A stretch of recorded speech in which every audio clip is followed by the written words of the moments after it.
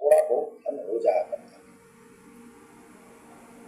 भिक्षाटन करके या कहिए कि एक दूसरे को ब्लैकमेल करके, अमेरिका को ब्लैकमेल करके, अफगानिस्तान में युद्ध के नाम पर आतंकवादी फैला के, और वो कुछ पैसे कटोरे वाला उगाही कौन कर है? लेता,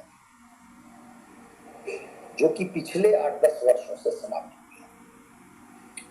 इसीलिए उसको कटोरा हाथ में लिए हुए जैसा देश बताया जाता है, 23 से 24 बार वो IMF अर्थात इंटरनेशनल मॉनेटरी फंड, जो अंतर्राष्ट्रीय मुद्रा कोष, उसके पास कटोरा लेकर जा चुका है।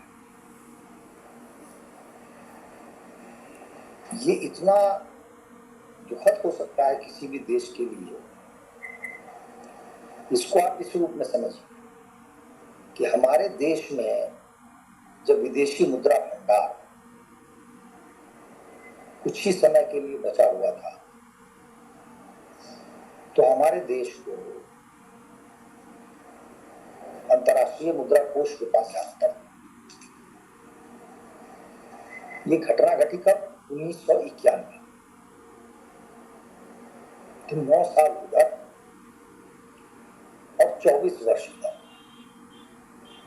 33 वर्ष हो चुके हैं जब भारत पूरी तरह आत्मनिर्भर है। और आज गर्व की बात है कि भारत का मुद्रा भंडार 700 अरब पार कर चुका है।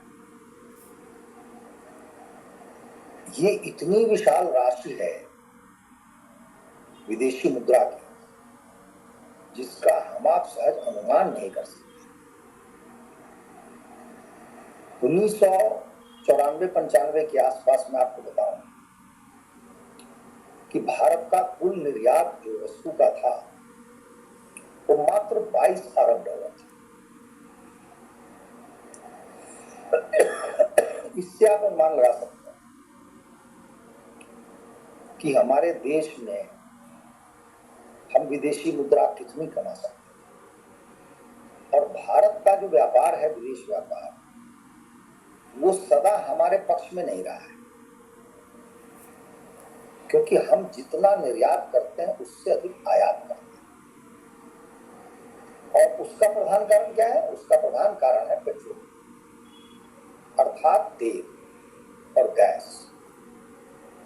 तो ये 150 बिलियन 200 बिलियन डॉलर का हम खरीदते हैं। तो स्वाभाविक है उसकी तुलना में जो हमारा निर्यात होता है कम होता है। तो आप इस विशाल राशि को एक दूसरे अर्थ में ऐसे भी समझ सकते हैं कि आज संसार में भारत के पास जो विदेशी मुद्रा भंडार है वो चौथा सबसे बड़ा है। हमारे ऊपर जो 3 देश हैं उनके नाम है चीन, जापान और स्विट्जरलैंड। बहुत संभव है कि थोड़े दिनों में हम स्विट्जरलैंड और जापान को भी पीछे कर दें। तो इसकी तुलना यदि आप पाकिस्तान से करें तो आपको समझ में आएगा कि वो देश कहीं नहीं। अभी उसे 7 अरब डॉलर का जो ऋण मिला है अंतर्राष्ट्रीय मुद्रा कोष से, कई किस्तों में मिलेगा। यह ऋण इसलिए मिला है कि उसे ऋण चुकाना है, अर्थात ऋण चुकाने के लिए वो देश ऋण ले रहा है।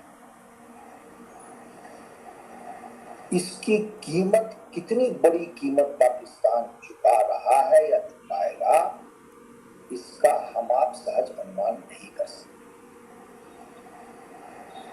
पाकिस्तान के पास ऐसा कोई तरीका नहीं है, कोई विधि नहीं है कि उस पर जो अंतर्राष्ट्रीय ऋण है उस ऋण को अपने बूते, अपने आधार पर चुका सके।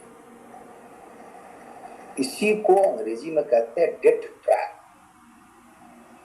अर्थात कर्ज कर्ज के जाल में फंस जाओ। पाकिस्तान को फंस चुका है। तो एक प्रकार से पाकिस्तान आज एक दिवालिया देश है।